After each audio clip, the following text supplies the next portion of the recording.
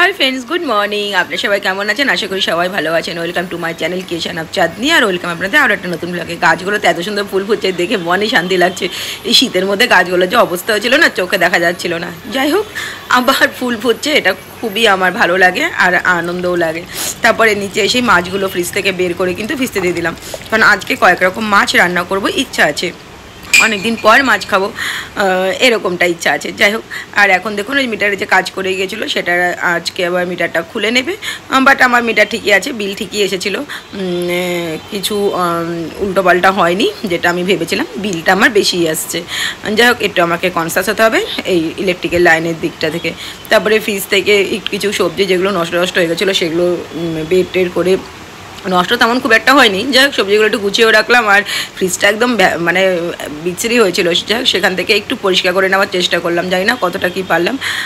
যাই হোক, মানে জিনিসগুলো অ্যাটলিস্ট খুঁজে পাবো এরকম করে রেখে দিলাম, কারণ জিনিসও খুঁজে পাচ্ছিলাম না কোথায় কী রেখে দিয়েছিলাম।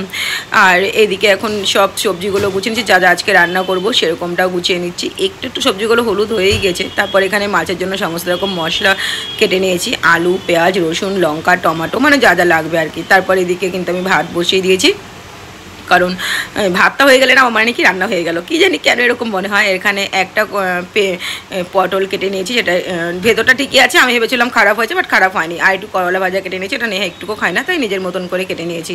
আর এখানে মাছগুলো দেখো নুন হলুদ মাখিয়ে নিলাম, মাছগুলো এখন ফ্রাই করতে হবে, ভেজে নেব। তো চলুন মাছগুলো ভেজে নিই। এখানে আর মাছ আর বোয়াল মাছ আছে কিন্তু, হ্যাঁ, আর আছে চিংড়ি মাছ। তো চলুন মাছগুলো এক এক করে ভেজে নিই। আর মাছ বা বোয়াল মাছ এগুলো রান্না করতে না খুব ভয় লাগে, কারণ এগুলো খুবই ফোটে। আমি ঢাকা দিয়ে দিয়েই করি, বাট তবুও না ভয় লাগে। তো চলুন রান্নাটা মাছগুলো আগে ভেজে নিই। এখনও এতটা মাছ বাকি, কারণ ঢেকে ঢেকে ভাজতে চলে না, দেখতে পাচ্ছি না বেশি মাছ একসঙ্গে দিতেও পারছি না, ওই দুটো একটা করে ভেজে নিতে হচ্ছে। আর এখানে কিন্তু আমি চিংড়ি মাছটার জন্য সর্ষে পোস্ত সব এক করে রেখেছি, এর মধ্যে লঙ্কা চিড়ে দিয়েছি। এটা জাস্ট ভাপিয়ে রান্না করব, চিংড়ি মাছটা কিন্তু ভাজবো না। এটার মধ্যে চিংড়ি মাছ দিয়ে সর্ষে দিয়ে পোস্ত দিয়ে তেল দিয়ে কাঁচা লঙ্কা নুন হলুদ সব কিছু অল্প চিনি দিয়ে একসঙ্গে এটা বসিয়ে দেবো। তবে বাটির মধ্যে বসাবো না, কড়াইয়ের মধ্যেই বসিয়ে দেবো। টিফিন বক্স হলে বাটিতে বসিয়ে দিতাম। আর এখানে দেখুন আমার আর মাছের ঝোলটা রেডি হয়ে গিয়েছে। আর মাছের ঝোলটার মধ্যে শুধু আলু, গরম মশলা বাটা, জিরে আদা বাটা, লঙ্কা বাটা এইসবই দেওয়া আছে। আর একটু কাশ্মীরি লঙ্কা গুঁড়ো দেওয়া আছে, যেটা কালার আসার জন্য। এইভাবে আর মাছ খেতে না ভালো লাগে। আর এখানে আছে বোয়াল মাছগুলো ভেজে রেখেছি। বোয়াল মাছ দিয়ে রসুন দিয়ে কালো জিরে দিয়ে ঝোল করব। একটু রসুন আর কালো জিরা প্রথমে বেটে নেব, তারপরে কালো জিরা ফোড়ন দিয়ে ঝোল করব। আর এই বোয়াল মাছের রসুনের এই ঝাল খেতে না আমার খুব ভালো লাগে, আমি ছোটোবেলা থেকেই খেয়ে এসেছি। এর আলাদা কোনো রান্না খাইনি, তবে এখন বোয়াল ভাবাটা খাওয়া ভালো লাগে বলে খেতে জাস্ট করিনি কোনো দিন আমি। আর এখন যেহেতু আগামী দিন আবার আমার নিরামিষ, তাই গ্যাস ট্যাস সব কিছু একদম ডিপ ক্লিন করে নিতে হয়, কারণ নিরামিষের দিন বৃহস্পতিবার সোমবার এই নিরামিষগুলো না আমি খুব মানি। শুক্রবার যতটা পারি মেনে চলার চেষ্টা করি। যাক, একটা ঝিক মাজিনি, তার কারণ রাতের বেলা যদি আবার কিছু রান্না হয়, যদিও মাছ করেই রেখেছি বলা যায় না, নেহা আছে আর চিকেনও ফ্রিজে রাখা আছে, সেই জন্যই বললাম। যাই হোক, আমি মুছে টুচে এখন ছাদে চলে এলাম, জামাকাপড়গুলো সব মেলে দিলাম। একটু ধোয়া কাচাও ছিল আমার প্রচুর, সেই কারণে জামাকাপড়গুলো না মেললেও আবার শুকোতো না। আর এই দেখুন, এটা হচ্ছে একটা চিকেন কাটলেট, যেটা নেহা খেতে কিন্তু খুব ভালোবাসে। যাই হোক, নেহার জন্য এটা ফ্রাইও করবো। এদিকে আমার লেবু রসও হয়ে গিয়েছে। এই কমপ্লিট হয়ে গেছে, পুজো সবই কমপ্লিট হয়ে গেছে। তো অনেকক্ষণ পর আপনাদের সামনে এলাম।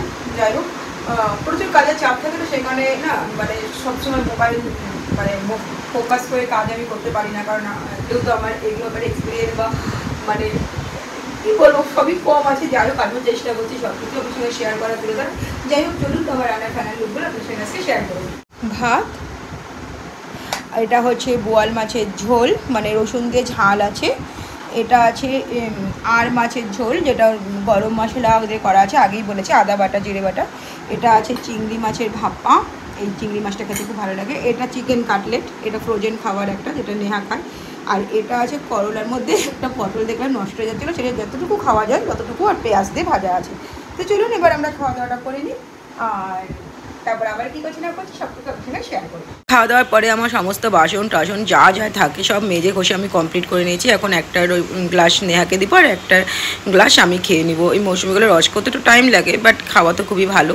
আর দেখুন, যেমনটা বলেছিলাম সন্ধ্যেবেলায় ঠিক নেহা চিকেন নিয়ে কিন্তু হাজির। ফ্রিজ থেকে চিকেন বের করে নিজেই সব করেছে, যা যা কেটেছে রসুন আদা পেঁয়াজ সব নিজে কেটেছে। রাত্রেবেলা চিকেনের ঝোল হবে, ও খাবে আর কি। চলুন তবে আজকে ব্লগটা এখানে শেষ করছি। সবাই ভালো থাকবেন, সুস্থ থাকবেন। আগামী দিন দেখাবে আপনাদের সঙ্গে আবার নতুন একটা ব্লগ নিয়ে। ততক্ষণের জন্য টাটা বাই আর গুড নাইট।